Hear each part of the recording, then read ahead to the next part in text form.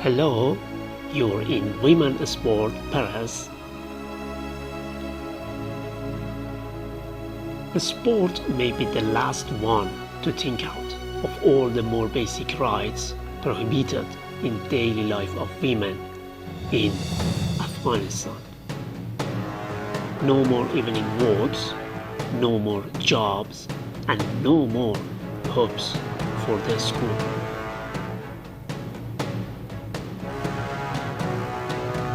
Don't get it wrong, yes, I agree there are some other territories in the world to face such discriminatory social norms. But just imagine, all these anti-women practices become not only norms, but also rules. How terrifying. Yes, that's Afghanistan. After Taliban's takeover in August 2021, hundreds of women athletes fled Afghanistan through a life or death decision. And regrettably enough, many couldn't make it. One of the luckiest ones who could turn her horrific last days in Afghanistan to a more normal life in her refugee hosting country, Australia, one who has long been at the front line of demanding her girls and her team's rights from UN, UNHCR, and FIFA, and one who is a courageous captain of Afghanistan national women football team, and an MSc student in sport management based in Deakin University, is here with us. Our viewers and listeners, you know who I'm talking about, Fatima Yousufi, whose interview in this episode will be hosted by me and Dr. Kathleen Ordway. Hope you all enjoy. Hello, everybody. I hope you all are well. Here I am, Mostafa, Sarabzadeh, the founder of Women Sport Paris, with another episode of our wonderful works. As you watched and listened to our flyers and the video clip early on this video, I'm having with myself Dr. Kathleen Ordway, one of the most pioneering and high-profile researchers in the field of sport law and integrity,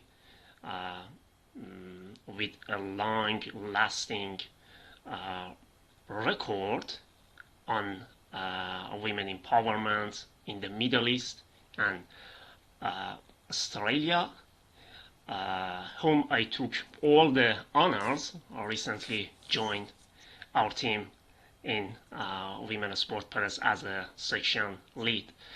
Thank you, Kathleen, for being here with us. How are you? Thank you so much for having me, Mostafa. It's a big honour to be part of Women's Sport Press, and I'm delighted today to talk to our guest, who I have known for the last couple of years. So I'm really happy to be speaking to Fatima today. Thank you so much for including me in the conversation. That's all my pleasure, Catherine. And our guest, as you know, our hero girl in the Middle East, the captain of uh, Afghanistan national women football team with track record on women rights and women empowerment in the Middle East and now in Australia.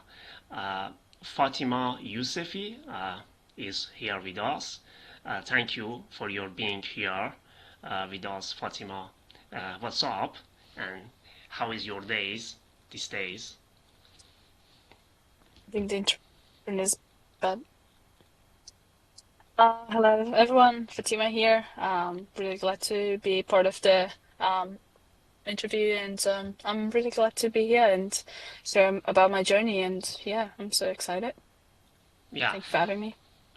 thank you again, Fatima. Uh, as shown through our flyers, we're gonna cover the impacts of politics on football and football on politics, vice versa, with emphasis on Fatima's amazing journey, and that's just something for a start. Fatima, let's start by your new updates over the last weeks and uh, what's like being in Melbourne as a whole. It's actually like it's considering everything just happened during the time that we got evacuated from Afghanistan to coming here. Almost now more than 3 years that we're living in Melbourne, and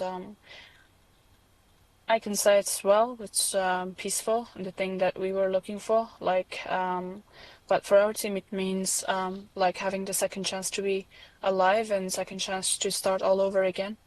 So considering like living like leaving our family behind during the evacuation, that the time the Taliban arrived. So I can tell like living our life, but again with all those traumas like every day um, thinking about all our sisters in Afghanistan, all the women and girls in Afghanistan, that they don't have that right today, and still they're struggling even to breathe on that air in Afghanistan to just be free, and even they don't have the right to go to school, and everything is just Oh, banned for the woman. uh, So with all those things, we are living, but trying so hard to just bring the change that we were working before as well as we were living in Afghanistan, and we are the people who were having the same and the life experience. So I think it was just trying to use our second chance in the best way that we can. that's the best pathway to go, I guess, and just keep up the great works and continue. Let's start off with your childhood, which is something always my favorite topic to talk about. May you give us an image of how your parents, raised you, and any kind of highlight from the parenting style you uh, faced during your childhood. Thank you. Yeah, that's that. I think, yeah, like, I think in Afghanistan, like all over, it, I don't know if there is any girl who have lived a life in Afghanistan with a free environment and, to not fight for. So I think like all the girls who were in Afghanistan, including me, like when we were born in Afghanistan, we started to just, fight for our rights and even our basic rights.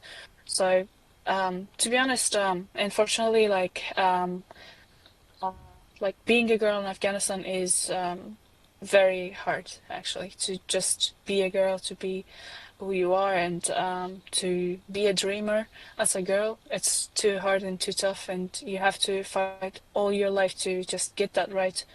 And starting for me, I had to fight with my own family. So I'm gonna just, uh, just pausing here and saying like it was about the girls, and my mom was the person who really taught me the resilience through her own resilience.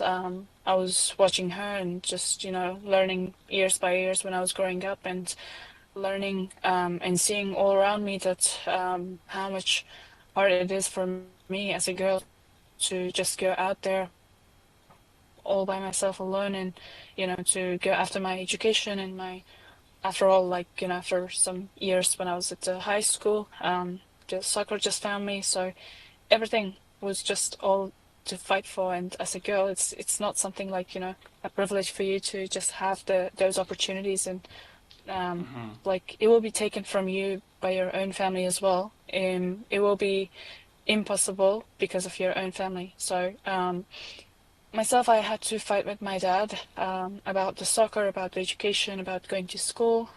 First thing first about school. So I had that dream before, meeting the soccer. I had this dream to become a businesswoman before in Afghanistan, and that was my goal. That was my goal because I wasn't watching around like much more of the businesswoman. I was watching Yeah. around like a lot of teacher, like woman teacher, but a bit of politics, like, politician who were women, but it wasn't like something like, usual. It was something so strange. Just like to be a soccer player, it was so strange. But before of that, before meeting the soccer, before understanding about the game, I realized like any other things, like any other, job, anything like the dream that a woman have in Afghanistan is hard to just, let them to go with that dream. So there was in my journey there was a lot of support of my mom actually. She's illiterate. She can't write. She can't speak like in English right now too. But the thing is, during her lifetime, like she always taught me about this, like, to chase my dreams and to work hard to get my dreams. And it's something that I just learned from my mom. And it was during the time that I was realizing it, and I was at school. And every day when I was watching my mom that she was suffering because she's illiterate, I was much more into the studies to go and work hard so much to get to that point that my I mom understand. really, seeing me on that position and, imagining me that my girl is one day going to be in the TV and representing, because that was the thing that she was always mentioning to me.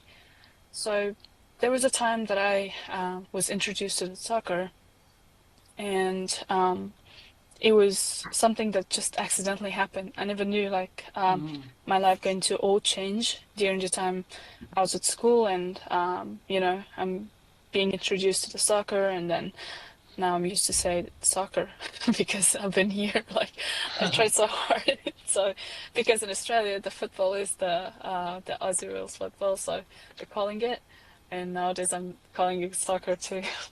Um, so yeah, it's been a tough journey, but I'm glad that I made it. I think not everybody is this much lucky to just explore, to have the support of the one member of the family, as I had my mom support. And, my journey was all about fighting, and it's not about like, physical fighting. I mean, Yeah, I like to fight understand. for your right is something like you just, try so hard to just go through your dreams and to achieve it. So I was hiding from my dad and my mom as well. She supported me to hide from my dad that I was going for the trainings. And like it's just, oh, sorry for the light. And it's just something like, sort of being in Afghanistan and being as a girl there. It's all like, about hard working. And if you're tough enough, you're gonna get through. But if you're not, it's very like less percentage that you're going to have your dreams come true. Yeah, that's completely right. Fatima, was you the older one in your family? I'm the second child. The My brother second is child. older, so Yeah. So, as you just said, you had your own challenges even with your father, and some of your relatives maybe. obviously all my relatives. So So that's a very hard situation read when your loved ones, are against you and they show their opposition in every minute of your life. It's terrible, and uh, congratulations on who you are to make all this uh, happen, all these great things happen. So, Catherine, may I have your expert comment how uh, childhood of someone or the parenting style, plays an important role on kind of multi-directional growth of uh, any girl. Yeah, well, as the story that Fatima told you about the important role of her mother, parents play a huge influence in what the opportunities are for their children and what they prioritize. So it's crucial that they have opportunities to language that to go through their schooling so that they can have as many options as possible and to follow their dreams, whether it's sport or art or music or whatever it is. In my own family, it was my mum who was the driver for sport. My dad didn't want me to play sport. He thought it was a waste of time, and he wanted me to focus on my studies, which of course I did, and I had those opportunities growing up in Australia. But even in my family, it wasn't considered important to be an athlete except through my mum. And she really took the time to make sure that I went to trainings and gave me the opportunities to follow my dreams to play sport. And then that's been part of my life. What's been a really interesting development as I've watched the Afghan women here in Australia, particularly you know that I'm involved with the Afghan Yeah, women's cricket team and their families, is the way that they're shifting in their attitudes towards marriage and children, which has always been a big priority in Afghan yes, culture. So there's been a real shift where the parents of the girls that are here are understanding how crucial education is and how yeah, important it is for them to have language skills. Of course, English is often a new language for the families here, and for them to have a chance to go to university or to TAFE or whatever other kinds of study that they might want to do so that they can pursue their dreams. They also understand that the reason why they're free and that the families are here in Australia is because of the cricket. So yeah, that's given a huge shift because the women that correct. wanted to play cricket and made it their passion, and so the same with Fatima with the football, that has opened so many doors now that they've had an opportunity to meet people and to travel the world, and that they will be able to work in a team environment and pursue their dreams, whatever it is that they want to follow. They understand about having to go to training when you feel sick, Fatma, and they understand what resilience is and how you get up when you lose a game or you get Yeah, injured and you fight back and you work hard and you keep pursuing your dreams. These are really important life skills, and I really think that the families that I've been interacting with have understood how important sport is in giving their girls, particularly, the chance to be their best selves and to thrive in their new community here in Australia. yeah, that's most key and important ones in everyone's life everyone's life. when their dealing with their childhood issues to have a supportive parents. And another thing that's uh, that's a similar thing in many Middle Eastern girls I come across. The mother's role, and their mother all were angels, and they always talk about their mothers with the best possible words, and that's something really, I know countless girls with those similarities with Fatima when it comes to their parents' role on their journey. Uh, Fatima, let's talk a little bit about your neighborhood and the environment. I mean, the out of your home. What was like being, lived in such an environment when you want to go to a school or dealing with your daily stuff. Uh, I just wanted to give us an image. Uh, how could be possible to deal with all those things as a girl in Afghanistan? Uh, I remember like the living in Afghanistan during the time, especially like going for the trainings and like to school during the time, and during that time even before being involved in the soccer, going to school is tough. Like as a girl, like you should have been so much careful about the way that we were going to school, and it was dangerous. We should have at least someone. So as my story, like I was having my classmate, my childhood classmate, and so now we are friends. And the thing is that we grow up together, and I was so lucky. She was also my neighbor too. Both of us were always like leaving for school together, and it was something like and I can tell like how much it was hard some of the days whenever my classmate wasn't there, and I should have go to school like alone, and it was terrifying most of the time actually, because there was a lot of things actually could have happened, like kidnapping, like I don't know, like a lot of Mm-hmm. stuffs. Especially being a woman, like it's like helpless, and it counts as weak person. So it was very hard actually to go even that time to school. But as a girl, as I was like living myself, I really never asked or showed like I'm afraid of going out. I'm afraid of going to school, because I knew if I say that, if I mention even about this issue, about my security issue, that I'm thinking about like how should I go to school, and that the danger ahead, like on the way, that I never knew like what will happen to me or not. So I was afraid if I mentioned this issue about it in my family, I'll be like, prevented from school. Maybe my dad going to have that reason and say, like, so yeah, it's dangerous. So like, let's count that as a, you know, Yeah. result for not going to school.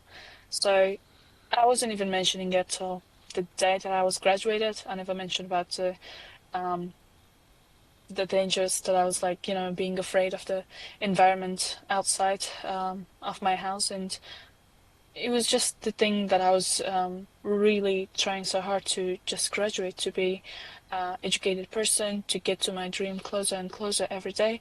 So I took all those risks, I can say, to just get to my dreams. And then I was 11th grade that I was introduced to soccer, and it was again at school, and it was my first time watching the girls who were playing and with each other. And the very strange thing was about watching them, that they were dribbling, that they were shooting, just like the boys that I Mm-hmm. saw in the streets and roads that they were playing. And for me, it was the first time seeing the girls who were like doing such thing that I saw the boys were doing in the streets. And every day that I was like leaving my house to the school, I was watching the boys who were like playing soccer, and I was like getting annoyed and saying like, what are they doing? Because I never knew actually about the soccer much, and I wasn't much big fan before. But the only thing that I knew about soccer was like El Clasico. It was Mm. always about Messi and Ronaldo in our house, and it was all because of my brothers. And that Yeah. was the way that I was introduced to soccer. But I didn't know anything about it actually. I never knew we have women's soccer team players. I never knew there is just like the popular players of the male side, just like Ronaldo and Messi. We have women soccer player who are like famous like them all around the world, and so everything I can say, everything all started from that day that I saw those girls in the school when they were playing on the ground, and they invited me actually to go with them and play, and I joined them, and I was just copy pasting the dribbles or maybe the shoots that I saw on the TV with my brothers during the games. And that was the way that I started, and that was the way I was getting curious every day and thinking like, okay, do we have a team? Do we have actually like national team? Do we have clubs? And that way I started to search up, and I remember for the first time I Googled like the who is the famous soccer player of the women, uh, Oh, like how soccer world. beautiful. So I found Alex. I found Alex Morgan on the first list, and I was like becoming a big fan. And from that time on, I set my goal, like thinking because I saw my opportunity at the ground, and the way that the girl acted, and they were like, "You're really good at playing soccer." And during that time, I wasn't a goalkeeper. I accidentally became a goalkeeper afterwards, after when I went to for the school tournament, and that was the time that my goalkeeping journey started. So yeah, it's all started like that, and so we forgot about the question. So yeah, Yeah, it environment was from that the time on. environment. So Yeah. from that time on, that was the time that I was introduced to soccer actually, and it was 2016, and um, I found myself 2017 at the under 17 women's soccer national team, and I was selected for the team. And actually, I was trying so hard to just be the best goalkeeper in Afghanistan. And my goal was to be the best goalkeeper in the world afterwards. But it was so tough actually, like watching around how hard it is even to get out of your house and go to the training. Um, so I used to, after like, graduating school, I used to know like how to travel maybe alone, how to get to the trainings, how to get to the federation for the training. And the tough situation was the time that, especially in the recent years, or maybe like from even 2017, there was a lot of bomb explosion in Kuwait. There was a lot of things was happening, like especially because the first thing was school was closer to my house, but this time like a big journey was waiting for me, which was soccer, and the risks were much more like strange than before.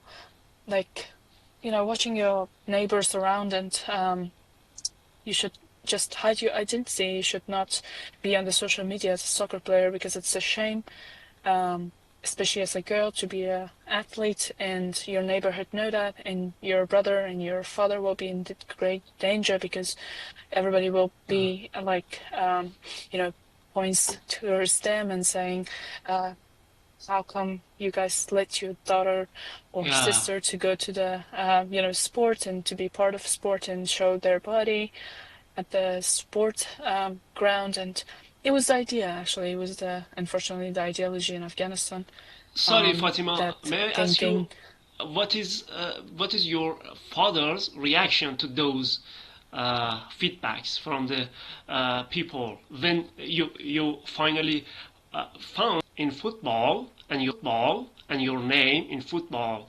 Has anything changed in your father's reactions? A lot actually happened. A lot changed, especially during the time that I was in Uzbekistan 2018 during the national games, and there was another case happened, which was the sexual abuse of the president of the Football Federation in Afghanistan, and that was the very tough time. Like that was a very big maybe reason for any family in Afghanistan who their daughter was a soccer player or part of the team, to stop them to not go to the soccer. Um, but you know, out of nowhere, like I never like actually even imagined, because I was thinking like my dad going to stop me now, like once in a time, like it will be the last time that I'm like, playing. I was so sure when I came back from Uzbekistan, because the day that we came back, it was the day that we just went to our house, and everything just happened before when we were in Uzbekistan. So we were just, all of my teammates, I remember, like all of us were just thinking like, we're done. Like from now on, the soccer's not going to happen for us, and we're not going to have our team. But that was the time when I went home. Like it was very unexpected. I saw my dad's reaction. It was in like dinner time, and I just arrived, and I was silent actually. I didn't say anything. I was so ashamed. I couldn't even look towards my dad, towards my family, like all of them actually. Even my mom, I was like thinking I made all of them disappointed, even though, I didn't know anything about that sexual abuse, especially we were in the middle of the games, middle of the tournaments in the Uzbekistan, and we were so surprised because that news just exploded like a bomb and all over the news, and we never knew like what happened. We even Yes. didn't know like what exactly happened. So when we came back, the only fear that we had was about the families, that we're going to, what to say to them and how to explain that we didn't know anything. So fourthly, when I went home, my dad's reaction was opposite of the thing that I was thinking. And during that silence of the dinner, he told me, why are you like, ashamed? Why are you not being like proud of yourself, how far you came? And he told me like, I was like, yeah, I know, I'm gonna stop playing. It's a big shame now, I know, and how much big trouble I made for you guys, for my family. And my dad stopped me there, just there, and he said, it's not like that. I'm gonna tell you one sentence and you should understand Yeah. it. And he told me, if you haven't eat garlic, why are you afraid that your mouth's going to smell that smell of the garlic? Uh, And I was like, he's right. yeah. I didn't know what happened. I haven't done anything. I just played. I just focused to the game. And my ultimate goal was to see one day my team at the FIFA Women's World Cup. And it's always a big dream, actually, till this day, till every day. And during that time, I got even motivation. Like I got even like having much more of motivation than I had before, because for the first time I heard something like motivational from my dad, Yeah. and actually like a support from him.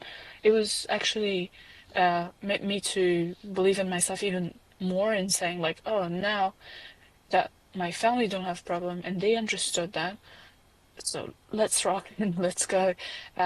Much more harder than before. I should train and focus to my goal. So that's how it all really started, and how the reaction was like that. So from that time on, really everything changed.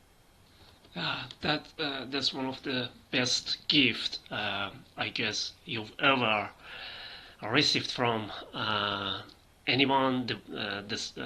The feedback from your father after all this chat you had, and yeah, that's really the right definition of Afghanistan.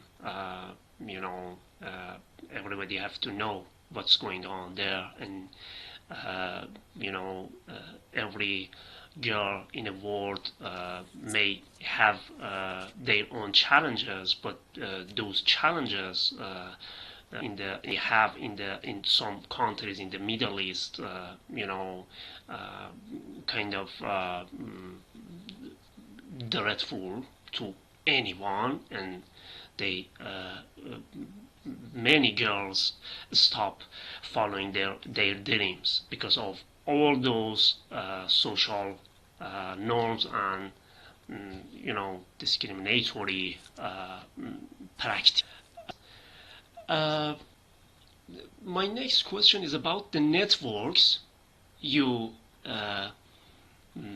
make in and out of the country to grow and to level up yourself and your friends during your toughest time? Well, unfortunately, during the time, I remember like it was, I think, almost more than 2 weeks, something that um, we struggled a lot because there was no network, no one actually out there to help the team.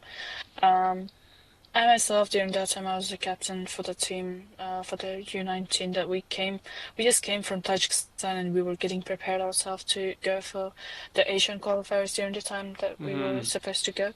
And we unfortunately missed that, and the Taliban arrived. So, but during the time that we tried to get the preparation for the games, for the Asian Cups, that was the time that we realized like the Taliban are all over around in Afghanistan, and they are taking over the provinces. Like we were living in Kabul, so yeah, day by day they were getting closer and closer, and we were watching the news, and every day they were like one province took by the Taliban, the other, and it was getting close to Kabul, the capital of Afghanistan, and it happened actually. It happened, and before of that.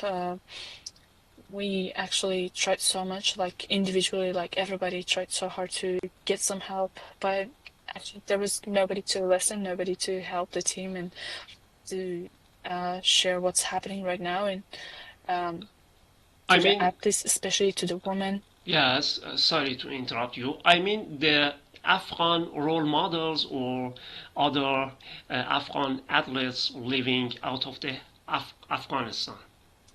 Hmm. Unfortunately, I should say like everyone.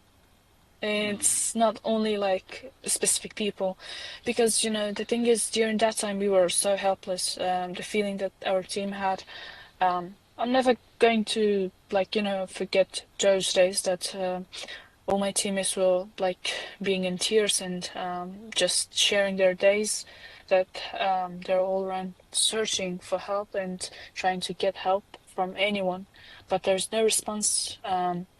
It was very disappointing, but we were so lucky that in a very like a short time, in like 1 week before leaving Afghanistan, um, Khalida Popo, the former Hmm. player from Afghanistan women's soccer national team, she based in Denmark, and she was added to the group chat that we had on that time. And as she had the connection with, I think the players who were playing before with Khalida, so Hmm. that was a great thing that happened on that time. I can say like at least um, made those big worriness a bit less than before. And but again, we were so stressed what's gonna be waiting for us all. So because the news, we saw a lot of athletes who were killed by the Taliban. Um, like day by day, it was getting like the numbers were getting up, and you could have seen like the news reporters was gone and they were kidnapped and they were killed, and you were seeing a lot of horrible and terrifying news every day. So it was very hard for us all too. And when Khalida was added to the group, it was something that was very helpful during that time A actually, light in and the everybody dark. was getting a bit of truth. We were getting a bit of hope that maybe she's gonna help us. And then in almost, I can tell, maybe, I don't know, I think in not 1 week even, I think in 3 days we got the process of the applications and everything for the players and everyone, and we made our way to the airport. And during the time, like on the way to the airport, it was horrible, actually, unimaginable for myself, because I never saw Afghanistan like that. I never saw Kabul Hmm. like that, the streets of Hmm. Kabul, the airport. Sorry, Fatima. I We're gonna circle back to it, to your airport journey and to your airport experience later on.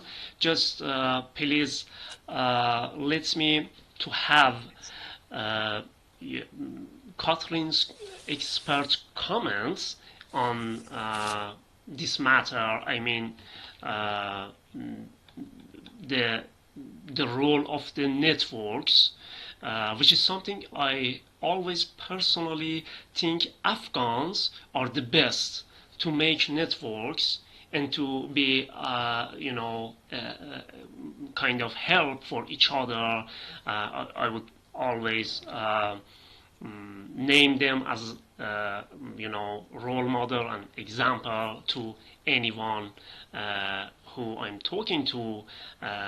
This is what I always thought, but I want know your lived experience with Afghan women and how they are at this matter specifically. Well, just to pick up on Fatma's story, I wanted to do a shout out for Khalida's book. If Yeah, you haven't seen it yet and if any of the listeners haven't read it yet, My Beautiful Sisters is my a beautiful very sister. beautiful book. And I would recommend that if people want to have some more information about the work that was done behind the scenes to really bring together the team and to work together with Australian women primarily here that were lawyers and human rights activists and so on in the UK and in Australia that were able to assist the football team, the Afghan women's football team, which actually was the inspiration for the story about how I got involved. When I saw that Tracy Holmes, who's an investigative Oh, journalist, reported on that last Australian military flight that brought the Afghan women's football team to Australia to evacuate them. I contacted Tracy and I asked her what my class could do to help the football team. And she said they're going into COVID quarantine and they're going to be fine for the next couple of weeks. But she said there's another team that needs help. And she oh, said, can you help the cricket team?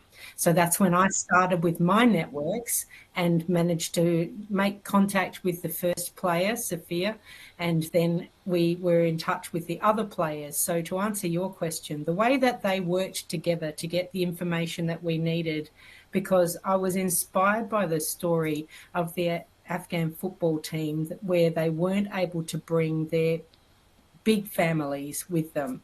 And that is a heartbreak that I can't even imagine through. So I really wanted to be working as hard as I possibly could to make sure that we brought whole families, people that were living in the same household, from the cricket team and the staff and their families, so that we could try to keep people together as much as we possibly could. It was a very crazy time. We didn't have people that spoke perfect English, of course. Were trying to rely yes. on WhatsApp. The difficulties with internet, with electricity, with the Taliban going from house to house, hunting people down, people having to move all the time. There was a lot of misinformation and confusion, but those women worked around the clock to get us the information that we needed, with their names and dates of birth and people in the families and addresses, phone numbers, emails.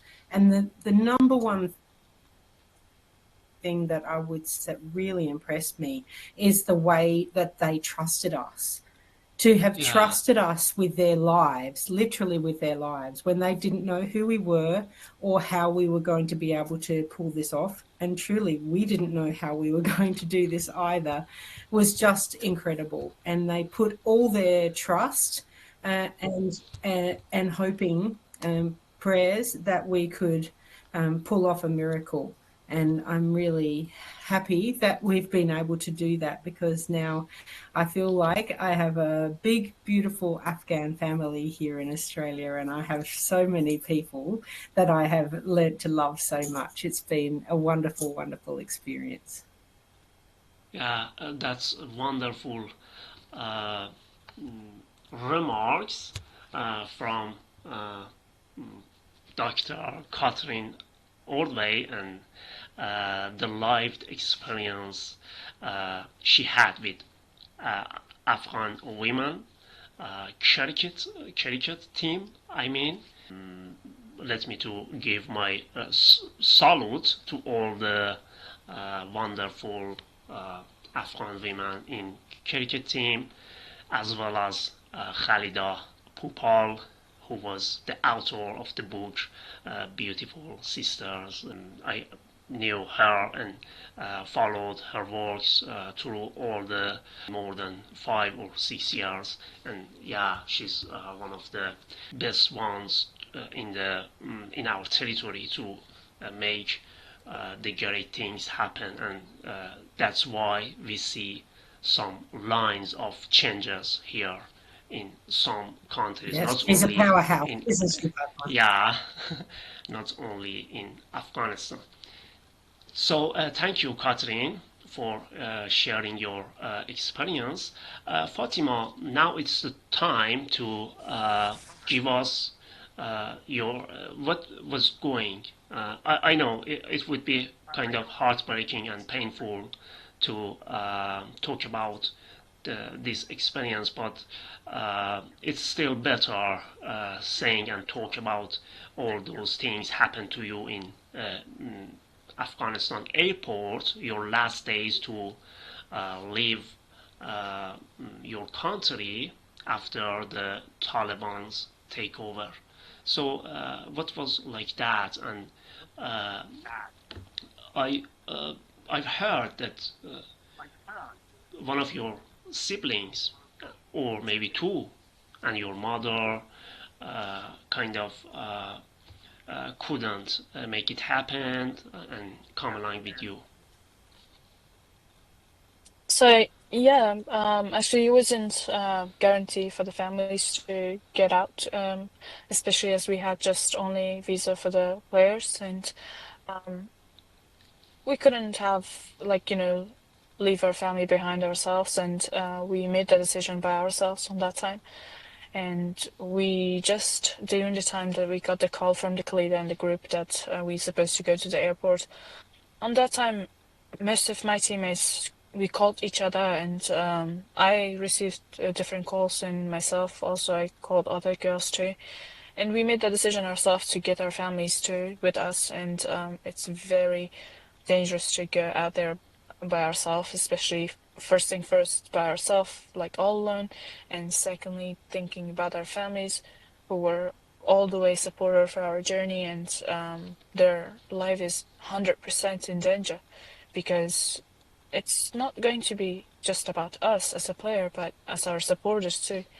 Um, so we couldn't take that road to just leave our family and just save ourselves and to not think about anyone else. So on that time, we got our families by ourselves, and we all, with our families, went to the airport, and it was terrifying actually, but so much hard, like decision in a very short time. We should have made a lot of big decisions on that time to what to do and how to get through the gates and how to find our way. But we were so lucky, like at least like looking towards all my teammates today that we are saved and we are being with our families. I think all of them are courageous girls and so brave that we made those decisions in a Yeah. very short time on that time, and we're being saved. And we actually took the risks just like we had it before, just like before that we were playing. We took the risk of like being a soccer player. We took that risk of having our family with us as well on that time. So um, yeah, as you said, my one of my I got separated a lot actually during the journey. Just going to the airport, first separated from my teammates and my family, and then when I made it to the airport, to the gates, I was separated from my siblings, two of them, and my family. Unfortunately, my family got beaten by the Taliban, and it was a very sad time actually. I didn't know. They didn't share it as well. The communication was so hard. The telephone was not working. So especially that I supposed to save charge for I don't know maybe 48 hours more, and because there was no connection, like nothing was reachable on that time. To nothing was that much comfortable. Just going to the airport, like amongst all those people, thinking like all Afghanistan is right here in the airport and trying to be saved was just crazy. Something I will never forget. I Oh, think painful. it was all about evacuation. Absolutely. You know, after that, my family got beaten by the Taliban and they made it home. That's the story that they told me when I was in the, I think I was in the Sydney, that they told me like the first day that I was there, and we had the time to call each other and ask the situation because my parents and one of my siblings like left behind in Afghanistan. I couldn't save them on that time, and um, the three of my siblings were with me on that time. But we also got together in Dubai, like the first stop that we had. So um, yeah, like that we got together, and then after almost 2 years something, I got back with my family as well. So it was a very risky journey, but I think we brought a lot of changes. We changed a lot of perspectives, and I think it's just crazy to think about all those days and to think I'm having like my second chance to be alive right now and just playing soccer now and yeah. So it's just unbelievable sometimes, but yeah, Yeah, I'm grateful. that's that, and that's how it went. Sometimes the life, goes against our wills, and but the matter is, you now is uh, in a position many other younger girls see you and see you how keep shining in football, in academic, and all those areas. So this is something you had nothing of thinking when you were a child. So that's a winner page, I guess, here for you to make this happen. Uh, Thank you, Fatima. Let's move on to mm, your, you know, when the life became more happier to you in Australia. Uh, do you have any heartwarming moments in mind uh, of your welcoming days in Melbourne to share with us? I'm asking this by referring to Nadia Nadim's amazing post refugee remarks. I don't know if anyone knows that. Saying, when I moved to refugee camp, I remember we couldn't even understand our languages as a kids, but we could elaborate each other's good performances through opening our heart, our arms and hugs. Uh, you know, uh, she said, which made me feel unprecedentedly welcoming for the first time in my life. Uh, so, how was that for you? Um, you know, like first days, I'm gonna say like football was always magical and crazy in my life because I'm thinking whenever I was playing, even in Afghanistan, whenever there was training, whenever the time was for the games, I was not thinking about anything else. I was just thinking about how am I going to perform, how am I going to play, how am I going to like make like big saves and just make people to think like how can I do that? So I actually was doing that and I was on my mission like that. And I think that's the passion that I had and I have till this day. And it motivates myself to just, not stop training, not stop like, dreaming about becoming a better player every day. So coming here as well, the same thing that happened in Afghanistan to just having my cleats and the ball into play, and that was the goal. And just forgetting everything actually, like any worriness, problems, and anything that I had in my life, like the struggles that I had. I was forgetting about all those things and just focusing about my game, focusing about the environment Yeah. and, how am I going to perform. The same thing happened actually here. When we came here, we were in hotels. It was quarantine actually. It was crazy. I was thinking like we're Oh. going to a very crowded Mm. city and it's going to be like, people all around. Unlike the situation that we recently were witnessed in Afghanistan. But I came here, my first stop was in Sydney and it was very quiet. It was so quiet and I understood it was quarantine. So after a few days, I made my decision after my quarantine finished 14 days later. I made my decision to go to my teammates, which most of them were in Melbourne. So I made that decision like that to go to my teammates and to be with them. After just a few days, like, we knew about the regulation, like this quarantine, we have to be outside till 9 p.m. and um, that's the end of the night for everyone. So we um, we were using our daytime like going to just having a ball. We found a soccer ball on that time and we were going to the garden a lot. And I remember like we made friends Mm. with just the soccer ball. We met some of the university students who were living close by onto the hotels that we were living and we shared the field together and it was just they didn't even ask like so many questions. We didn't ask so many questions. We just started to play. They were like, Yeah. "Can we play?" We were like, "Yes," and they was just so happy. We were so happy, like we have new teammates now. So that's another language maybe that we didn't know. This soccer itself, this sport itself, it was another language.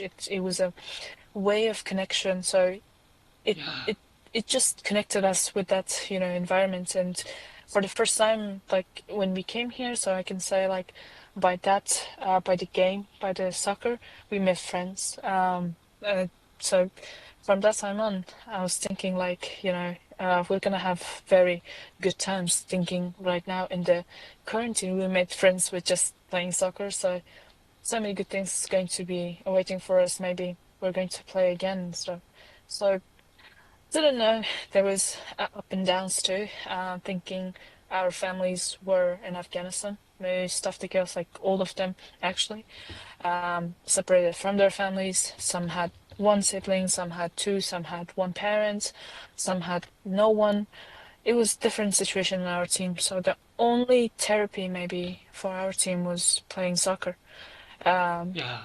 to be with each other as a team, because in Afghanistan, in recent years especially, our team was just, seeing each other a lot, like maybe more than the families because we were training Mm. every day because of those preparation for the especially Asian Cups and national games that we had. So for us, the team was just like the second family.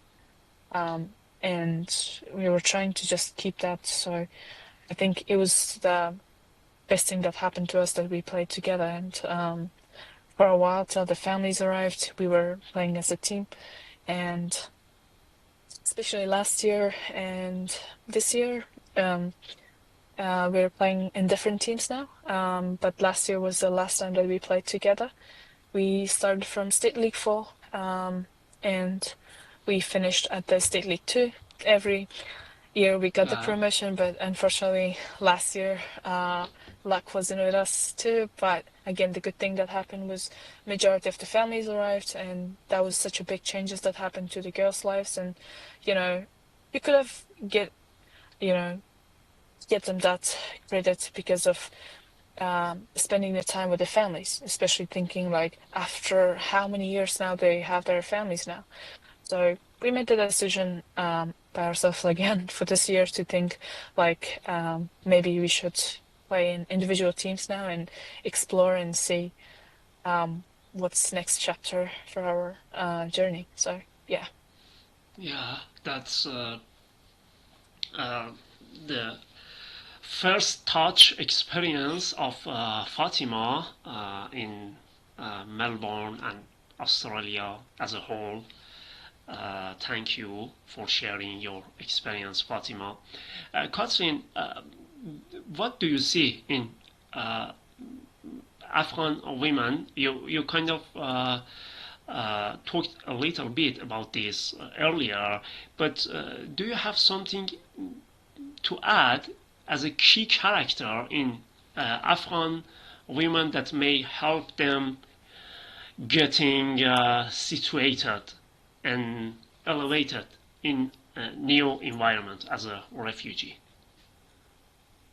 Yes, well, the stories that Fatima is talking about resonate really strongly with what the women in the cricket team are also saying, that the sport has given them so many opportunities to meet people and to really build the community here in Australia.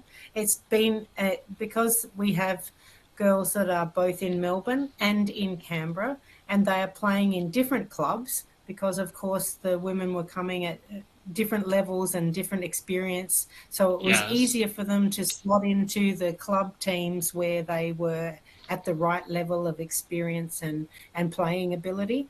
And so, and of course, not all of the women that were originally in the Afghan women's national team wanted to continue to play. They were wanting to focus on their studies and to try to work Yes. and to try to get That's really focused on important. building their lives here in the community, and some of them have been injured and so on. So it's been really brilliant for them to have this connection point with cricket across the whole of Australia and now in the world, because the spotlight has been on the Afghan women athletes and led by, of course, the football team, but also we've got people here from cycling teams, Oh, taekwondo, I didn't know that. judo. Yeah, we do here in Australia, but also in other parts of the world. Players have gone Mm, around the world and they're speaking out and they're finding their voices. And this is one of the really wonderful um, inspiring traits that for me is to hear them find their own voices and to have the confidence to speak out in a foreign language as well, which is even more remarkable.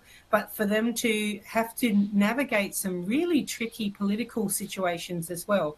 In the cricket environment, there's been calls to boycott the playing against the Afghan men's team because, of course, the International Cricket Council requires that that every member federation has a men's and a women's team. yeah. And of course, in the situation of Afghanistan, there is no women's team recognised by the Afghan Cricket Board, and yet they continue to receive their full funding and their full rights as members. So the men's team are playing very successfully around the world. And so there's been a lot of pressure on the Afghan women's team to join the calls to boycott the men's team. And I've been so proud of them because they have been able to navigate that so respectfully and with a lot of empathy, because their main point is that they have said that we understand how hard and how awful it is not to be allowed to play the game that you love. Yeah. And we don't want to see other people prevented from being able to play the game that they love. And they also said it means so much to us and it means so much to the Afghan people to see the flag. And you can see the flag behind me on the bookshelf. Yeah. That it means so much to them to see their national flag and representing on the national stage, that they don't support boycotts and they want to see that everybody has the right to play, whether they are girls or boys, women or men, and that all genders have the opportunity to play the sports that they love. And I really respect that message that they've been sending out to the world. It's a wonderful human rights message. Yeah. Thank you, Catherine, for all of these wonderful works you're doing for the underprivileged groups, communities, and refugee teams in Australia. You've done a really, really brilliant job with some of your collaborators. I know some, and thank you for all of this. Uh, so let's jump into the national Afghan national team camps, training camps. Uh,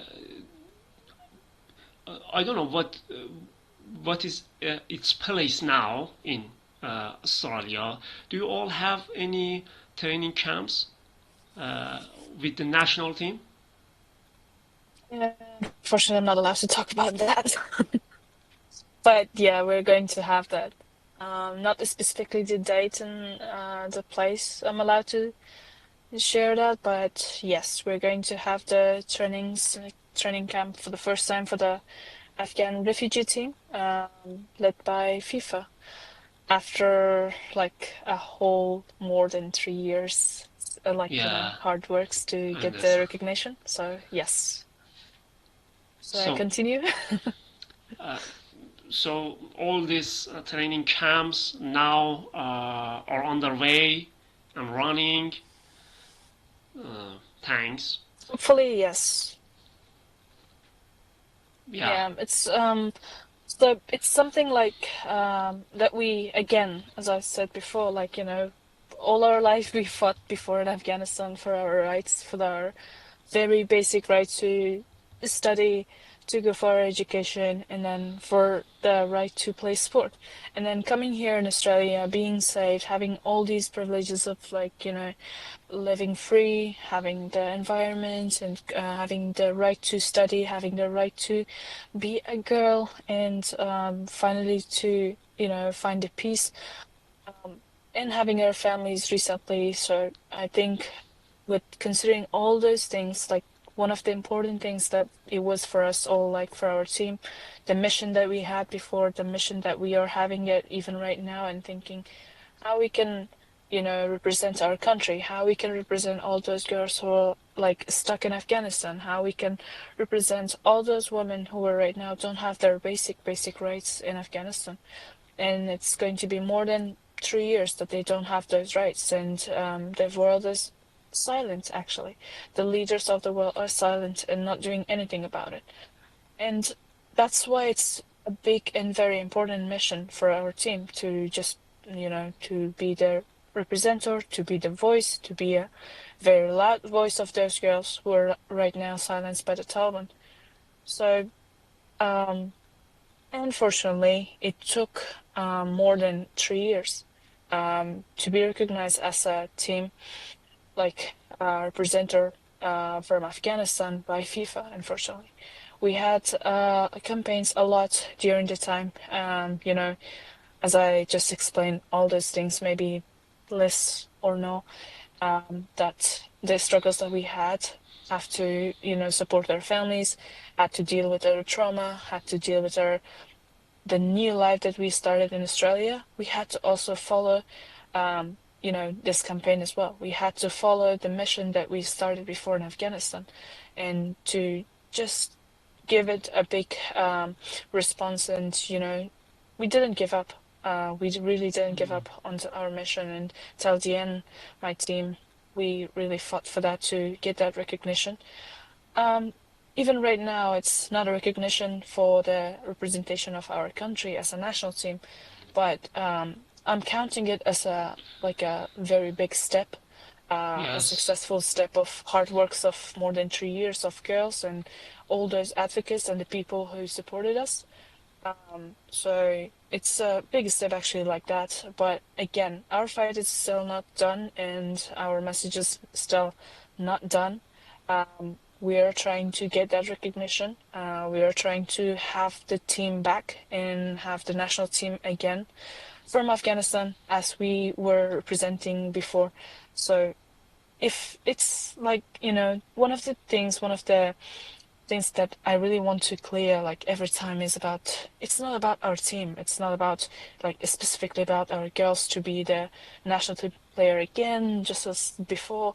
It's, it have a bigger message. It's about the all those girls who are all around Afghans who are living like, want to be represented. We want to have the team. We want to have the title, because Yeah, that's your that's a right. way for us to be a that's a way for us to be the voice. And because from the very beginning, this football was also a very great tool for our team to be the voice. For all those girls who are silent, for all those girls who don't have this, right to go and play sport, and to change that ideology, to change that mindset of these people, I think um, our team is not only about playing soccer. It's not only about dribbling and shooting. It's also about that big message. It's also about that big change Yes. that we really fight for that our whole life, maybe like from the beginning. Each of us, like try to get through this journey and to make it happen.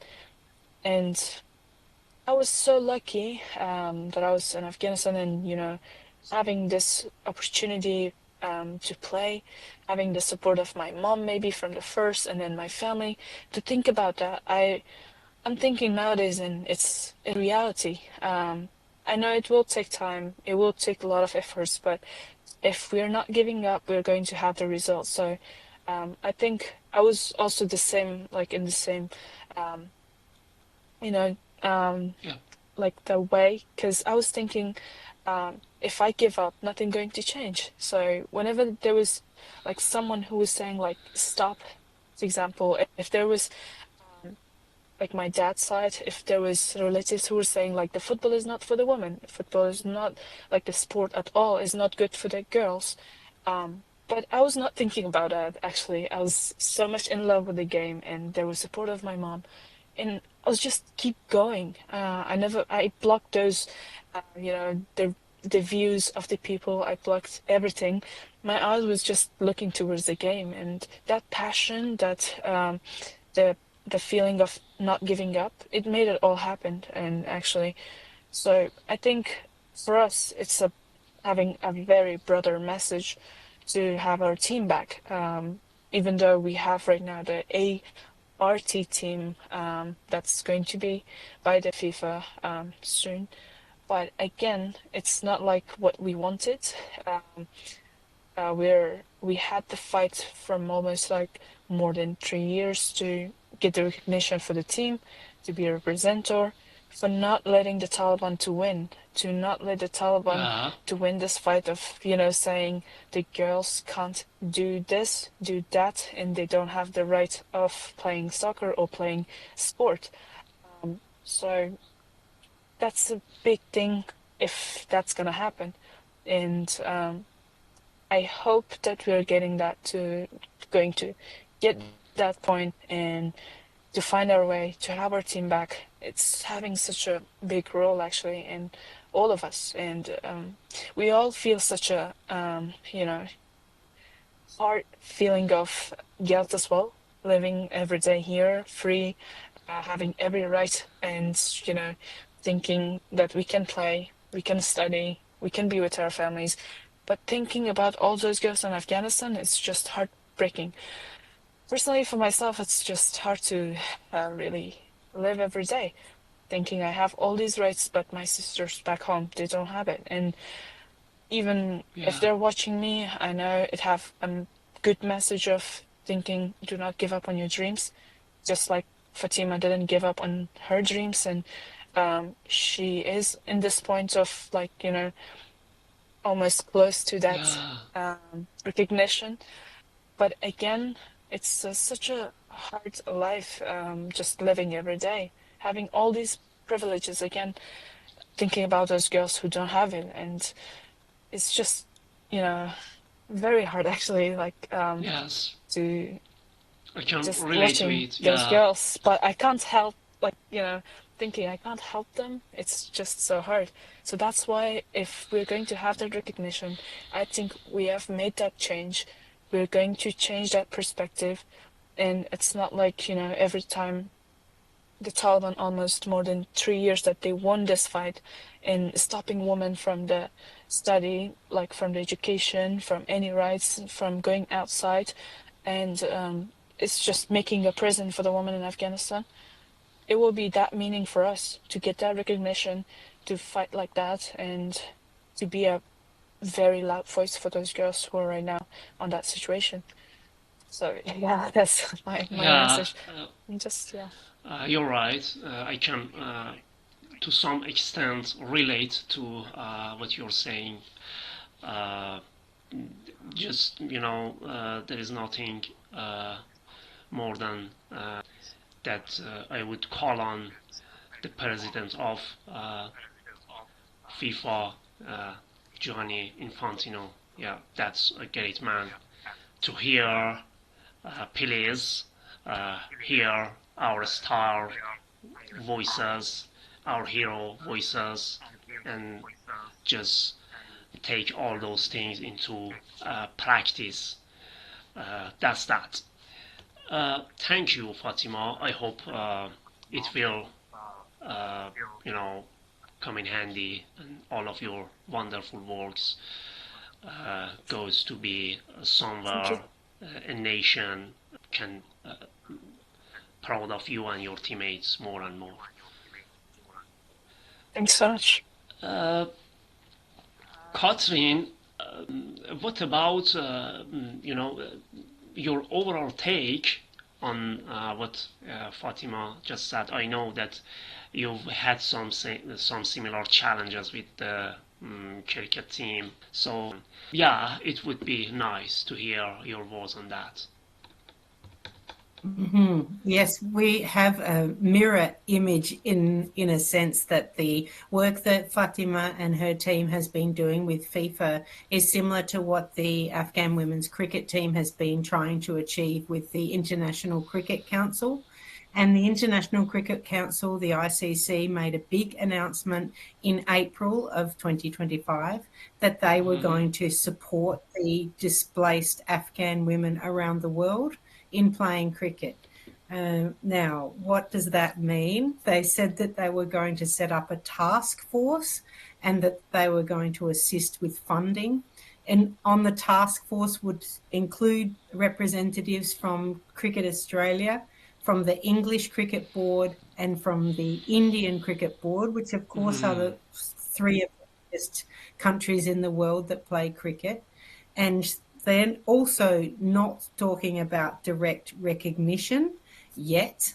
I hope that they will, but at this stage it is to do with coaching and development, talent identification and support, so that the players can start to develop their skills in a competitive environment so they can start playing at that higher level.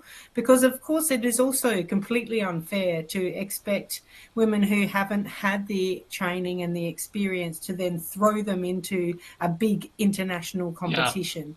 yeah, That's not fun for anybody, and it goes completely against what you would want for their own sporting development as well as for their own mental health and so on. That is not what anyone wants to see. So in terms of high performance, it's a gradual process, and you also want to give opportunities for women from an Afghan background who live all around the world. It's very challenging to try to do much inside Afghanistan, and I really would love to see the governments of the world speaking out a lot more about yeah, the gender apartheid that's in place. Reiterate that there is a very important opportunity with the Los Angeles Olympic Games in 2028. The International Olympic Committee has recognised cricket as one of the sports on the program, yeah, and that's reintroducing cricket on the program for the Olympic sports, which is an additional pressure on the International Cricket Council to allow Afghan women and women from other refugee backgrounds to be part of the selection process to go towards the Olympic Games.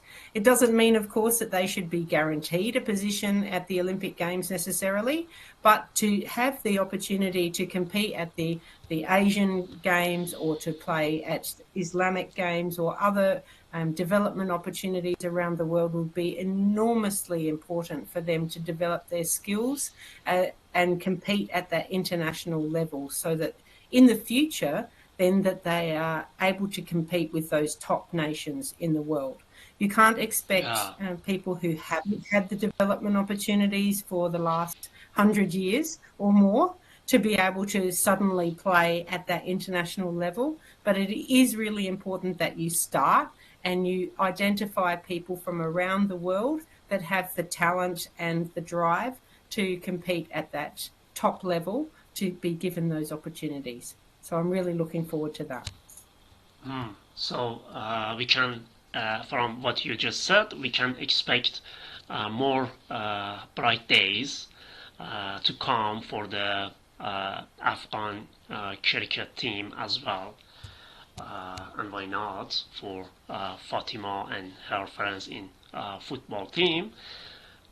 Fatima, my next question is about, if it comes to Afghanistan, there are absolutely a sea of rules and policy you want to change. But what rule in refugee life of Australia to change if you were in a position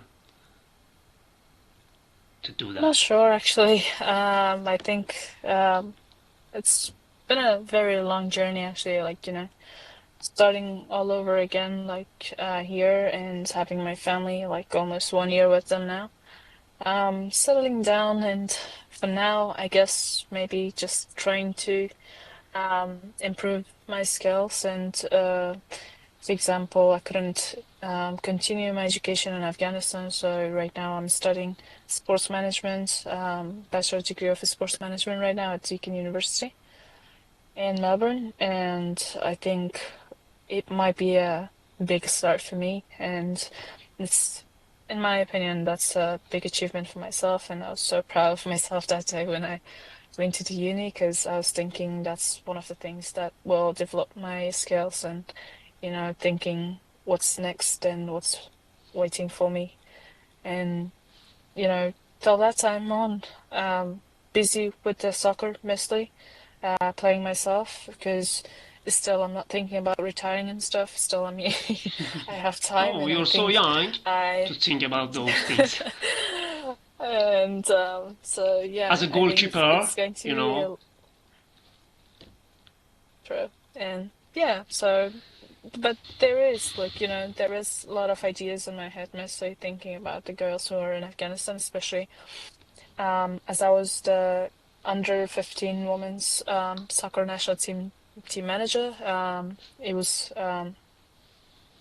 during the time that the Taliban took over. Unfortunately, I couldn't help my team out, and some of the girls still remained in Afghanistan, and it's just, every day I'm thinking about all of them and thinking, how can I help them?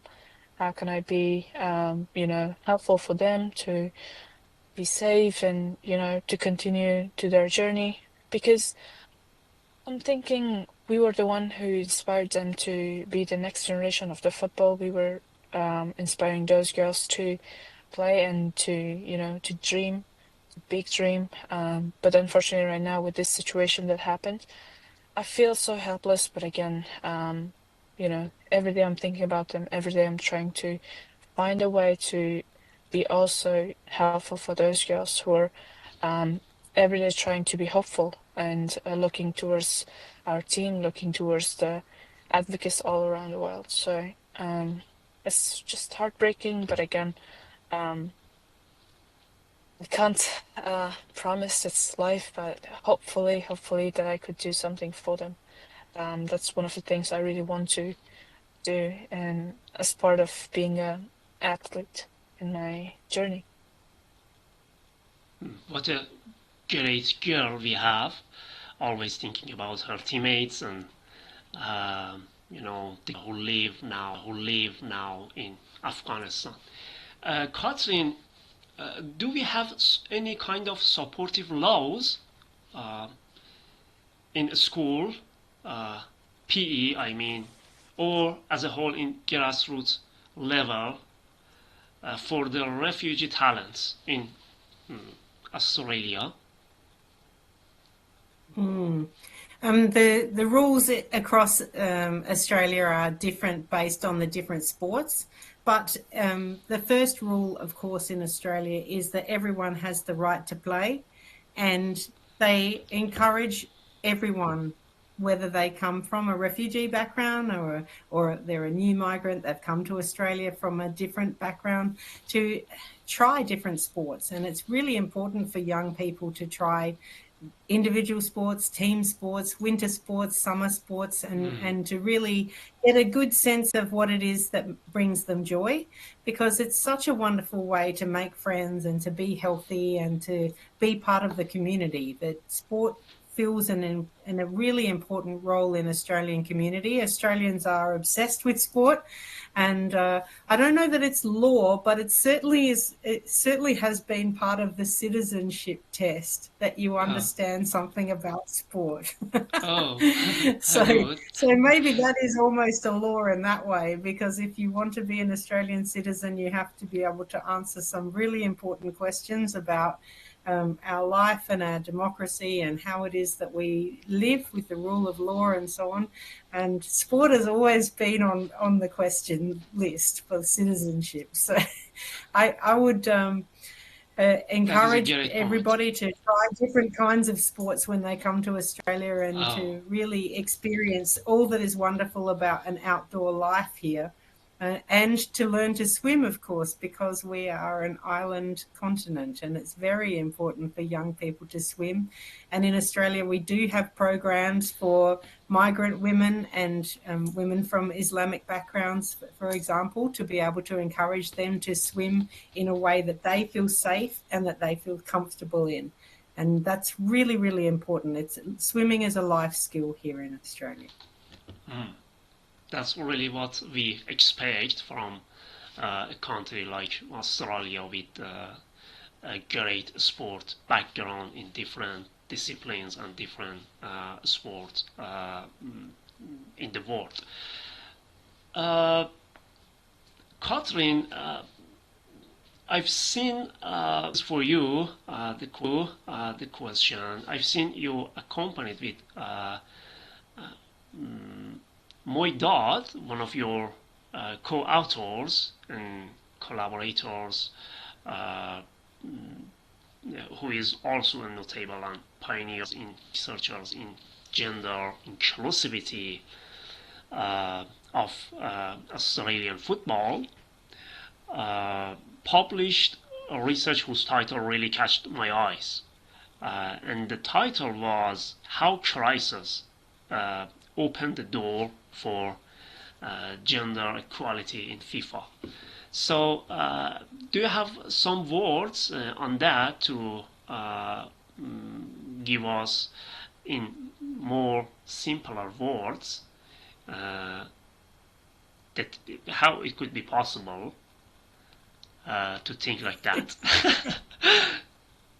Yes, well, Moya Dodd is a wonderful friend of mine, and she's a sports lawyer. She's a partner of a law firm at Gilbert and Tobin, and before that, she was one of the very early pioneers in women's football in Australia. She was a Matilda, and she went on to work on the Football Australia board, and then was chosen to be one of the representatives on the Asian Football Confederation, and then on the FIFA executive as one of the first women to be appointed into that role.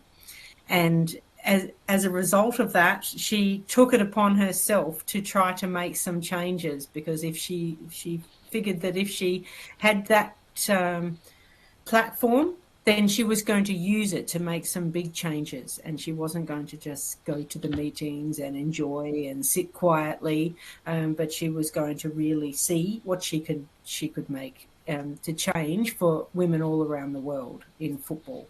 And so Yeah. the chapter that we've written about is about the story, because in Australia we have had some real issues with gender equality at the decision-making level in football.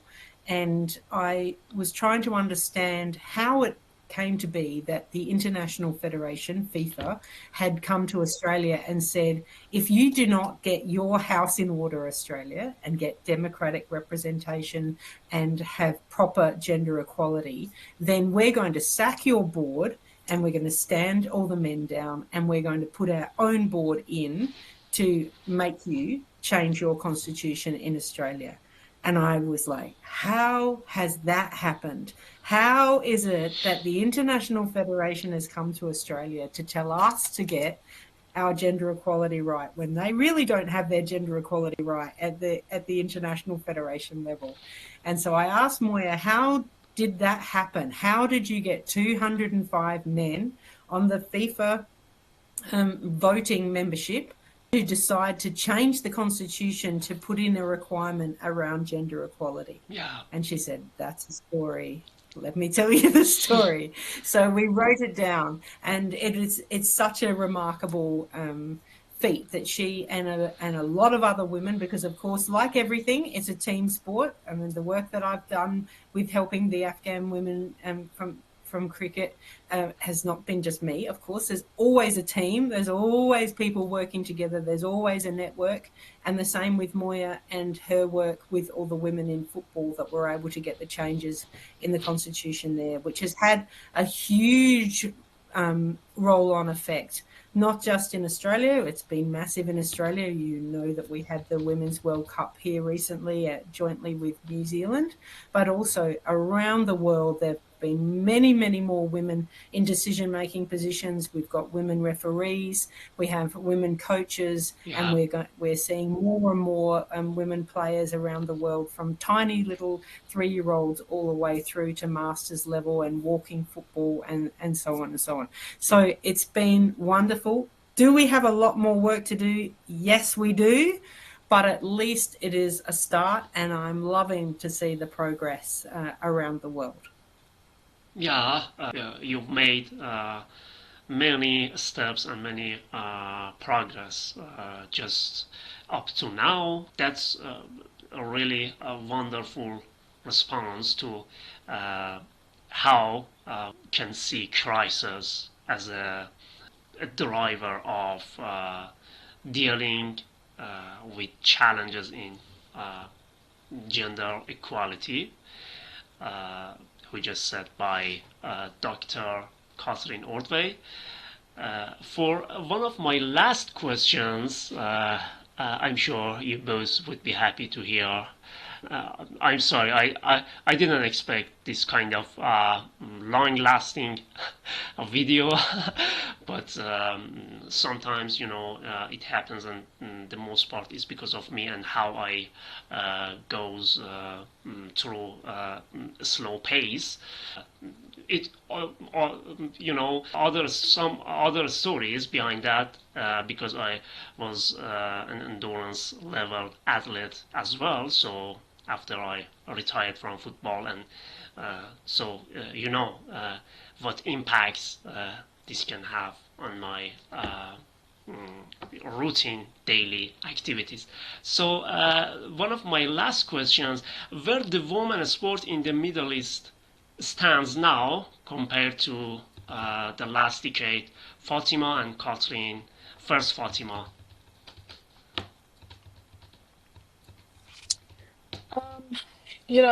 It's very simple. As I'm seeing it, like as world has witnessed, like those countries are all like, every year it's a step like closer to the future and closer to the achievements that they're fighting the whole years, and it's the success for them. But unfortunately for Afghanistan, for my country, it's step backwards every year now. We have to fight and, starting our fight all over again, all over to change the mindsets of the people thinking that the sport is not for the woman at all. So unfortunately it's like that, and hopefully our country to get it. That's why I'm like so much into this campaign, thinking we need to get that recognition to not let the Afghanistan, especially Afghan women's soccer team, to go backwards. We need to improve. We need to have our team. We need to have our representation and our presence in the world stages, and it's very important like that. How is it, Catherine? Well, maybe you know that I worked in Qatar on the Asian Games and the West Asian. And so I saw a lot of change in that time. That was 2005, 2006. So that is going back some time now. But even then, we saw the increase in the numbers of women that were participating and that were being coached and so on. I've also visited Iran and understood the number of women that are interested in playing sport there and what some of the challenges were for them in terms of getting coaching and being able to even watch sport. So we've seen a lot of change over the last 20 years, and in the last 10 years we've seen a number of different countries increase their numbers of women in officials and in players, participants, athletes, and that's wonderful. I was really inspired to hear your podcast with Valerie Tarazzi from the Palestinian swimming team Thank you for and your the time. work that she's doing. Yeah, it was really Yeah. a terrific interview. Congratulations on that. She's a wonderful woman, Yeah, and the of work that course. she's doing in the Asian space in the Middle East is really inspiring. And I was very excited to hear such a young woman who is so progressive and articulate and confident, and that makes me feel like there are so many women like that who are speaking out and Correct. finding their Yeah. own voices and feeling the confidence now to normalise what is a human right, actually. To play sport is a human right. And I think that more and more people are adjusting their perspectives and their views and recognising how healthy it is for young girls and women to play sport and to have the ability to understand their own bodies and their own capacities and abilities so that they can take on the world and absolutely do anything. And sport is very much part of that picture. So I'm very excited to watch what is possible in the next 10, 20, 30 years. I'm as well. Uh, as we're going to the last one, Fatima, I'd love to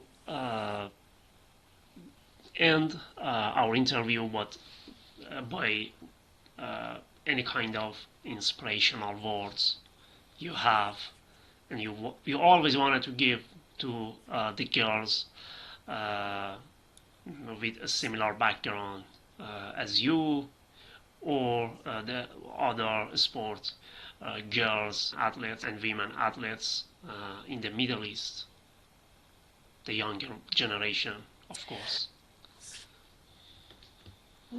Of course, like, my message always for those girls is do not give up on your dreams, to continue in your journey. And, one of the thing is that whenever like you think like every door in the world is closed towards yourself, don't forget you're the key. You yourself as a girl, you're the key. You're strong, and you can just, continue your dream, and you can achieve that dream. And that's, I believed all my life in myself and thinking, like, this dream, I'm having it, I'm gonna have it one day. So this time that I'm alive and thinking having this life right now in Australia, and being so much lucky to start again my soccer journey, it's something that I'm thinking as an achievement, as a result of not giving up. So that's always my message for the girls: to not give up on your dreams, chase it till the end. And Catherine. Oh, I totally echo those sentiments, Fatma. That's really beautiful. Stay strong and stay true to yourself. I think that is really the message. And perhaps I would just echo the message that my grandmother always gave me. And she said, and be the best that you can be with the talents that you have. And I've Oh, always taken that into my life, because it's not about competing against somebody else or being better than somebody else. Just be the best that you can be with the talents that you have. And if everybody did that, then the world would be a beautiful place. that's wonderful advices from Catherine Ordway and our hero. It's just the last part of our talk today.